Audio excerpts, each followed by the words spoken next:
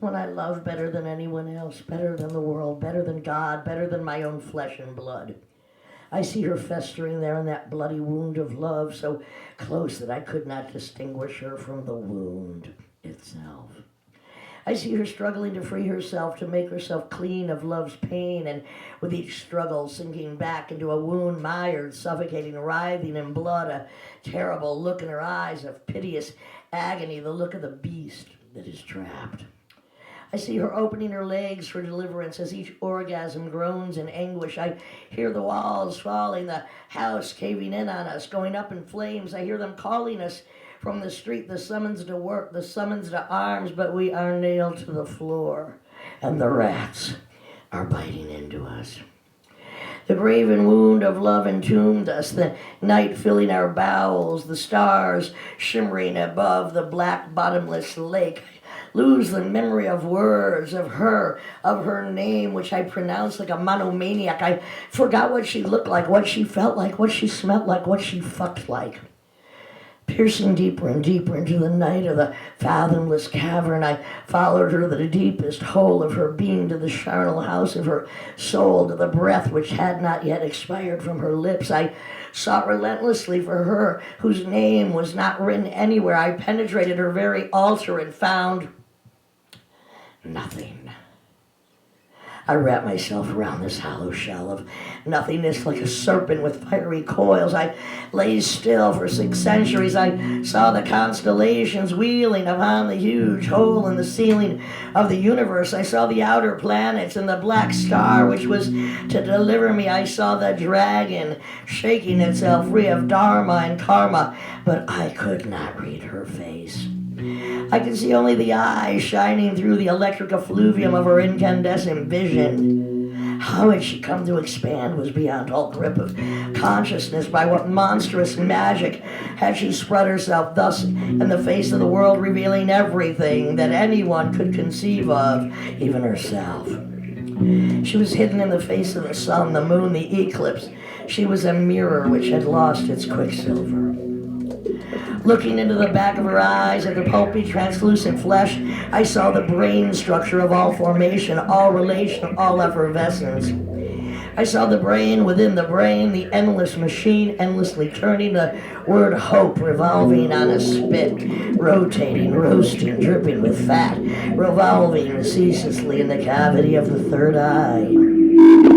I heard everything magnified 1,000 times, a voice imprisoned in the belly of an organ. I caught the muffled breathing of the world, affixed to the very crossroads of sound. And thus we walked and slept and ate together, Siamese twins of love and joy that death alone could separate. We walked upside down, hand in hand, at the neck of the bottle. She dressed in black almost exclusively, except for patches of purple or red. She wore a diabolical perfume.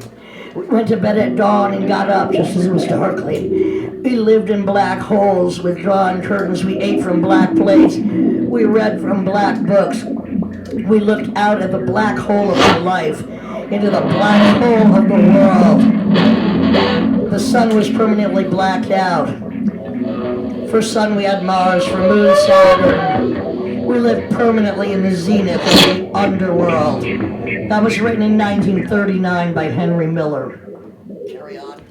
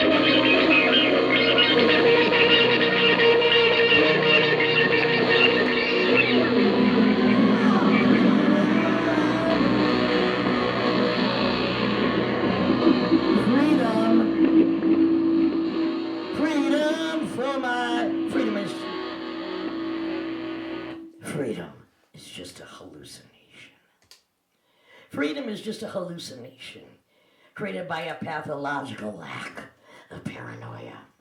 Now the question isn't whether you're paranoid, it's whether you're paranoid enough. Even here, 300 times a day you got your face on the CCTV. 85 million cameras in America, you know some of them are trained on you. Get real, people, please. Second only to China. While the spies at Microsoft with their domain awareness surveillance cameras are in direct cahoots with various police departments. A lot of fucking police in this neighborhood. Well, yeah, they track you on the train. You take the train. Oh, there are not even any trains coming up here, but you're on the bus, right in your car, cabs, loaded with GPS, global positioning systems like two giant eyes on an invisible face, tracking you in satellite and outer space. And every time you use your debit card, some places don't want your fucking money anymore because they're tracking you. It goes into the consumer database. They know what you bought, where you bought it, what you eat, where you ate. And by the way, what you fucking eat, they've turned you all into fucking eye spies with your Facebook and Instagram and TikTok and even fucking Tinder. You have become fucking spies from the government. Like, I give a shit what you ate or where you went today. Really, get a fucking grip. They got a spy chip in everything. It started with Max Factor lipstick and jeans. There's a chip. You got a fucking dog? There's a chip in your fucking dog. They know what your dog fucking eats. Your iPhone, idiots, really? You're going to spend that much money? I got a fucking Samsung, $150, just saying. Your iPhone is tapped, the internet is tracked, they're scanning your email, your passport is tagged, biometric fingerprints, full body scans. Do you feel safe? You're not fucking safe. Freedom is just a hallucination. It's just a pathological lack of paranoia. Yeah.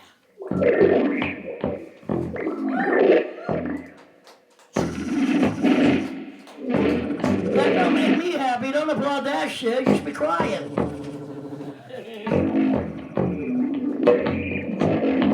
Right.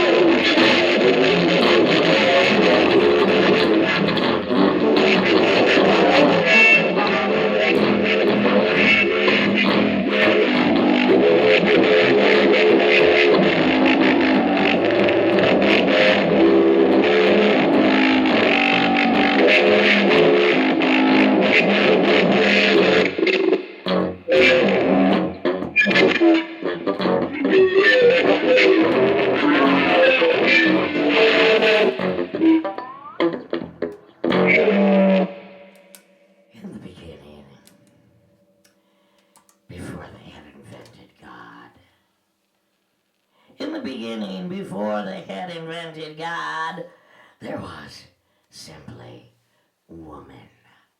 Yeah. Now some say that the devil is a woman. If there's a devil, I pray she's maybe a monster, maybe my double, but in the beginning there was simply woman. I know some of you can remember our sacred origins when we as women lived in covens. We were all pagans. We'd have wild bacchanalias. We danced naked under the moonlight, orgies and wild blood rituals. It might be time to go back to that beginning. Because in the beginning, before they had invented God, who, by the way, was the first fucking cop, God was the first fucking cock, God was the first big dick, low-life, no-good motherfucker that condemned this world to war, and we have been fighting ever fucking since. Now, one good thing he did do, if he ever existed, he did give us that. Actually, John, you'd look pretty good nailed to a fucking cross and a loincloth. It's true, you kind of got the body of a young Jesus. Maybe a teenage Jesus. That's right. Yeah. Women perfected poetry, language, song, and dance. I mean, the night has always belonged to women. They've always feared us, and they fucking should. As a matter of fact, women, I got a bone to pick. In this day and age, with all this fucking misogyny, all this fucking cockocracy, which we need to fucking confront, you better learn psychic, physical, psychological, and hand-to-hand fucking combat. Let me just put it this way. You have 10 fingers, they have 2 eyes. You got 2 fists, they got 1 fucking throat. Have you ever squished a soft-boiled egg? They got 2 of them right between their fucking legs. And if you don't know how to crack a dick, I mean, it's got to be hard. Good luck. Sit on it, sharp left turn, eggplant, ice bag, hospital, no more of that fucking shit.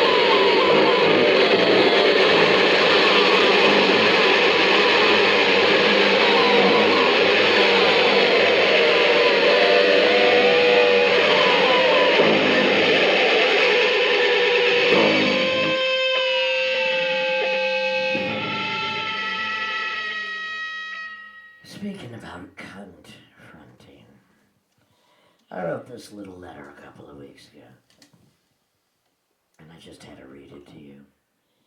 Dear Ivanka, what the fuck is wrong with you, darling? How do you fucking stand yourself? You present such a picture-perfect, surgically enhanced or not, I'm not saying visage, yet aren't you fucking squirming just a little bit inside under this incredibly fraudulent facade? I mean, I know, look, a lot of us grew up with fathers that were predators, rapists, child molesters, liars of the lowest order, gamblers who won or lost, but few of us had to withstand a dad that publicly announced they'd like to fuck us, or that it was okay to call us a piece of ass on the fucking Howard Stern show. But I mean, after all, this is the same asswipe that said when you're a star, they let you do anything. That is, except the 26 women since the 1970s who already accused this crusty fuck your father of groping without consent, looking up women's skirts, walking in on naked teenage pageant contestants, raping a woman in a fucking dressing room, or calling Jeffrey Epstein a terrific guy. And let's face it, your fucking dad did a lot more than grab him by the fucking Oh, you want to grab me by the fucking pussy? Bring that crusty cocksucker road over here. I'll take him out tomorrow. No, I'm just saying, what the fuck is wrong with you, darling? Ivanka, really, you better check yourself. But I kind of understand having $34 million divided by 3 of your mother's money means, of course, it wouldn't really matter to you that she's buried at the Bedminster Golf Course where your dad, that fat-ass pathological liar and serial sex offender, can putt his pud over her head from now until all of eternity boils over. And I just have to ask you, darling, what the fuck is wrong with you, Ivanka? Are you so freaking brain dead that you've turned into a Stepford daughter? Are you so out of touch with anything other than your own alternative facts that you can't see that the forests are burning all the trees?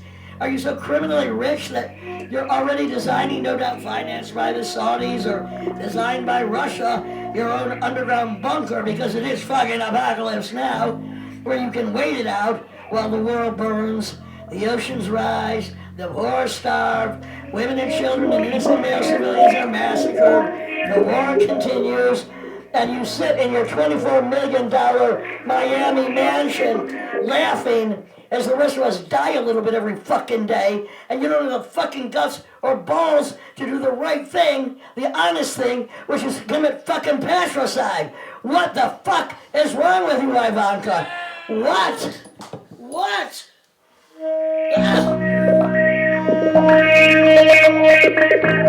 What? Fuck.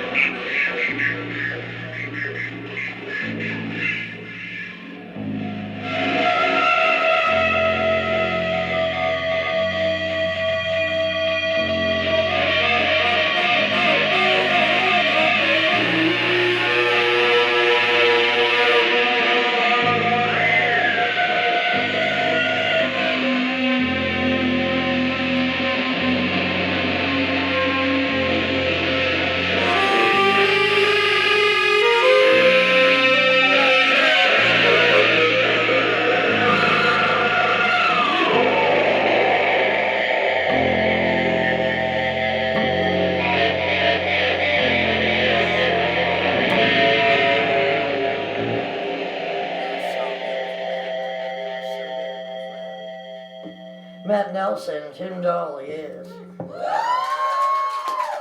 That was gorgeous, gentlemen.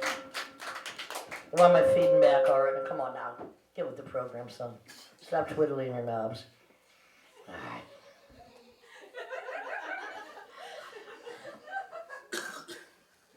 How did it get so late, so soon? Another tomorrow is just a word for a place we're all looking for. That. Let me just quote Bowie. Some of you are old enough to realize that he did have a couple of good records before Diamond Dogs. I think I mentioned this to you and your homies the other day, that you should check out Aladdin Sane. I'll just do this little ditty. Time is waiting in the wings. He speaks of senseless things. His script is you and me, boy. Time, this is to you, Johnny, flexes like a whore, falls winking to the floor. His trick is you and me, boy. There are some of us that exist both inside and outside of all time, like spinning in some kind of kaleidoscopic illusion of hallucinogenic repetition while turning all of history's agonies inside out in order to define or decode my own life, your own life and death, while defying both life and death as if you're trying to circumvent a permanent midnight and endless limbo. Now, the moment right before and immediately after, let me make this perfectly clear. The moment immediately before and immediately after, whatever it is that becomes absolutely fucking unbearable, that is the place I do not want to live. All right, now, time in Quaaludes. I wish they still made Quaaludes. Time in Quaaludes in red wine, demanding Billy Dolls and other friends of mine. Time folds you in its arms and gives you one last kiss, and then folds you up and tucks you away into a flat circle until it's time for you to become somebody else's past or present tense or future recall or a fractal, a fantasy which becomes a flight into a dimension that lies beyond the reach of account. Now, ladies, I know most of you, like me and others, a few of you, you're forensic freaks, right? And we know the best show, other than, Dateline, 48 Hours, etc., Forensic Files, Cold Case Files, was True Detective Season 1. Now let me just quote Matthew McConaughey, an eternity. God damn, I sound just, do I look like, no, I sound like, an eternity, which is everything outside our own dimension. There is no time. Nothing can grow. Nothing can become. So death created eternity to grow the things in it would kill. Yeah. Damn, that was good. I call it the killing zone of false memory. But memory, when drained of the emotional charge, is simply wisdom. Turned out, now I know that the clock is ticking. The hours drain away, years dissolve into decades stacked like shipping containers holding all the memories you can't recall. And you know what? The fucking past. You're not old enough to have one, but I'm just saying. The past is everything you fucking failed to be. I don't have to say that again. You know what I'm talking about. I'll say it again. The past is everything you fucking failed to be. The future is a vague possibility of what you could potentially make of it. But can you fucking take it? Can I? Can I take it? Can I make it through one more fucking night like this? Well, here I am again. I look at my watch. It says 9:25. I think, oh, that's Bowie, not me. I'm still alive. I should be on by now. Look, all there really is, all there ever is the ever-present now. Tomorrow is just a word for a place that we're all looking for in time. It's one long second that goes on forever. And being with you, or not being with you, being here, not being here, is the only way I have to measure time. So how the fuck did it get so late, so soon? Quaaludes and red wine, if only.